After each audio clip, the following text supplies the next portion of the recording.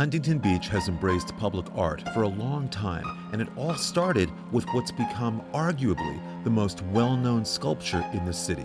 It's come to symbolize the essence of Surf City. But where did it come from? Who created it? What's the story behind what's called the ultimate challenge? I'm Chris Epting. History excites me, especially history that's waiting to be uncovered. I feel like a detective sometimes, sifting through clues, chasing down leads, and examining evidence. That's why I've written so many books about it. When you discover an untold story, it sparks the imagination, it connects you to the past, and sometimes it even helps you see into the future. Welcome to Hidden Huntington Beach.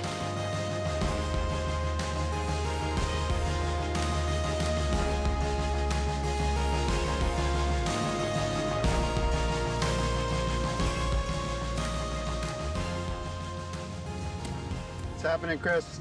Thanks for meeting me here. I figure we're going to talk about public art, surfing, and sculpting. Who better than you? Three things I love: Huntington Beach, surfing, and art.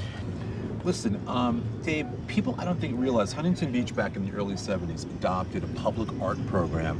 Where we're sitting right now, you're at Pier Plaza, these steps, these concrete bleachers, this is a public art project created in 1998 by an artist named Lloyd Hammerl. I mean, art is surrounding us. Just to our right, there's a beautiful mosaic mural called the Poet's Table. It's incredible, you know, especially when you live somewhere like Huntington Beach. You know, we're kind of like a world-class destination. We have to have some incredible public art. We're here today to talk about, to me, the two most arguably defining pieces of public art in the city. They involve surfing and they involve sculpting. And I'm hoping you can maybe help give your opinion as a sculptor and give us some insights into this, what I think is a great hidden history story. Why don't you lead the way across the street to PCH in Maine? So Dave, before we get to the sculpture we're going to talk about, this great piece of public art, where we're standing in terms of surf culture, our good friend PT calls this the Times Square of surfing. Why is that? Well, this is like ground zero for the surfing industry. If you happen to be in the industry and you can make it here, you can make it anywhere. You've got Jack's, Huntington Surf and Sport. This is it. In a lot of people's minds, this is the top of the heap as far as surf shops go. Again, you're a surfer, you're a sculptor. This is one of the most recognizable, well-known pieces of public art in Huntington Beach. Talk about who this is and who created the sculpture. Well, this is, of course, Duke Kahanamoku, known as the father of surfing. Who was here in Huntington Beach in the 1920s. He came here, helped usher in surfing. Yeah. And he came back in the 50s and the 60s for all the U.S. surf championships. Right. He would come with a jar of water from Hawaii and then bless the event by mixing Hawaiian water with the Huntington Beach water. I've seen other Duke Kahanamoku statues. This is by far the best. The Surfers Hall of Fame commissioned Edmund Schumpert to sculpt this. And Schumpert was a surfer himself, right? Edmund Schumpert was a surfer, an artist. I read that he wanted to, what his goal was here artistically was to depict Duke in his teens. This is an early version of him as we look. You can notice that, right? Yeah, the other Duke statues are him probably in his 60s. Right. Where we're standing, a lot of people may be unaware that we're surrounded, in addition to being in the shadow of Duke here, but we're surrounded by surf history. It's sort of like the Grumman's Chinese Theater of surfing. You've got a lot of old friends here in the sidewalk, don't you? I do. I have some still around and some no longer with us. Let's visit a mutual friend of both of ours, Fig, late great Fig, who passed away tragically, suddenly, not long ago. I remember the day he did this. It was quite a day, and I'm super stoked to have witnessed it and to have been his friend, and we'll never forget him. No, never.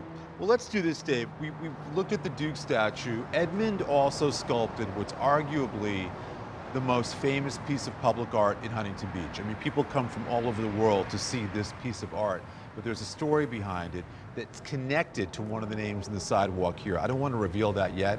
It's one of my favorite pieces now of Hidden Huntington Beach history. So why don't we take a walk down to that sculpture and talk a little bit more. All right, let's do it.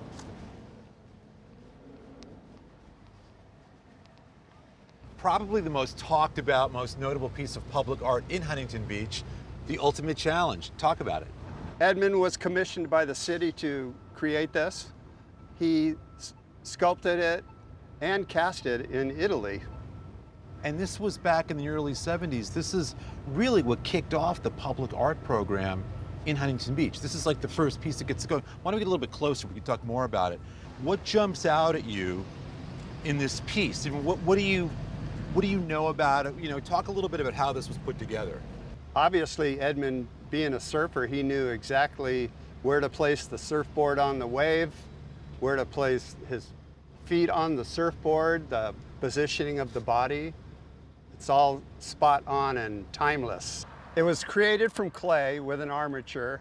I'm guessing at least 5 or 6 different molds were created just for this piece. Right.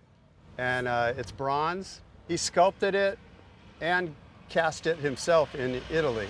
Wow. And that's one thing unique about Edmund is he bronze casts his own work. What's different about that? That's not how it normally works? Most artists will turn their work over to a foundry, and the foundry creates all these molds and decides how many molds are required to make a piece. But he's a hands-on guy. He's overseeing every part of the process. He's one of a kind. And you said in terms of detail, you even see wax marks on the board? Yeah, I just noticed today that he has little bumps, surfboard wax. Amazing. Now, people come from all over the world to see this. It's been dubbed the nude dude for obvious reasons. Right. Sort of controversial piece of art here. But I think the biggest piece of hidden history, the biggest mystery behind it, is who was the inspiration for the sculpture, right? And you have some information about that because you got to know Edmund a little bit years ago, didn't you? I spoke to him on the phone about this particular sculpture. He told me that it is Mike Doyle. Whose handprint we just saw. Right. Well, Mike Doyle was a surfer and an artist, world-class surfer. He was a great guy. I got to meet him a few times. Did he look like this? When you see this figure, does it remind you of Mike Doyle? Well, the surfing style, it does. I think he didn't add trunks to it to make it timeless, so that it's just ocean, man, and surfboard. And even the head, I don't know, I'm assuming that doesn't look like Mike Doyle. It looks almost like a Greco-Roman, like when we see Socrates depicted in marble or something. That's what it reminds me of. That's kind of what it looks like to me too. What Edmund left us here is arguably the most notable piece of public art in Huntington Beach. I think it probably always will be, or at least always be very special here, given how many people come from all over the world just to see it. So thanks for your insights, Dave. As a sculptor, as a surfer, I know what this one means to you. Thank you. Thanks for having me.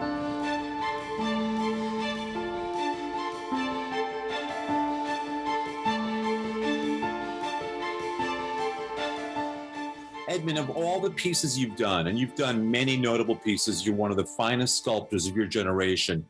The one entitled The Ultimate Challenge is arguably one of the most popular, right?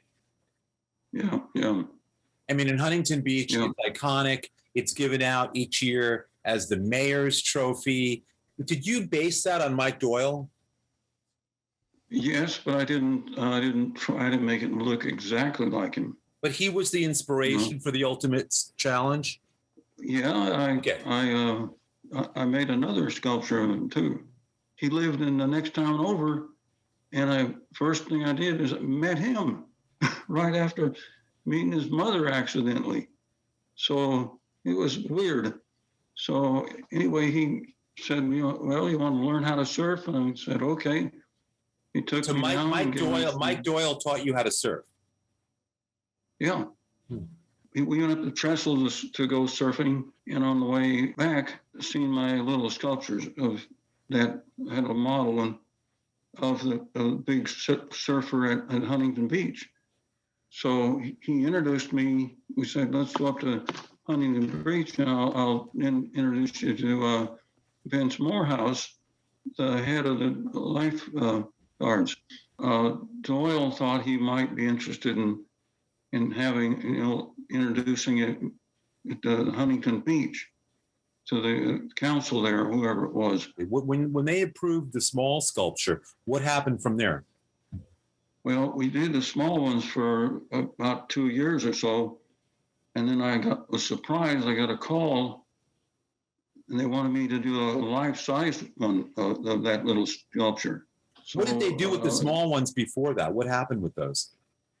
Well, they were being given to the winners of the surfing contest. Oh, okay. I never knew that. I knew it was a mayor's trophy later on, but okay. So they had produced a few of the small ones. Then in about 1973 or so, I think you get the call to make a large one, right? 71. 71. 71. And so how long does it take to produce? Well, I sculpted it in about 6 weeks because I didn't know how long I would have enough money to stay in Italy. So you went to Italy to do this. Where in Italy did you go? Pietrasanta. Edmund, did you have any idea that the ultimate challenge was going to become as popular and such a tourist attraction as it has? Well, you never know, So I hope so. For those that don't know, Edmund, talk a little bit about a company that you helped create that is very tied to surfing. Well, Ocean Pacific Surfboards. How did that happen that you helped found Ocean Pacific, OP? I was surfing at the reef in Cardiff, and I met this young man named Fred Ryan, and he was the owner of that sex wax company. They made the wax, the little round wax, surfboard wax. Walked up to me one time in town, and he said he liked my little surfboard I made. And he said, I'd like to make a surfboard company. Would you like to design the boards and get it started? And yeah, then he asked me, can you think up a name and make a logo for the company? So I drew those up, and I have a whole history of that I wrote, and I have pictures. And so you helped create Ocean Pacific. Yeah.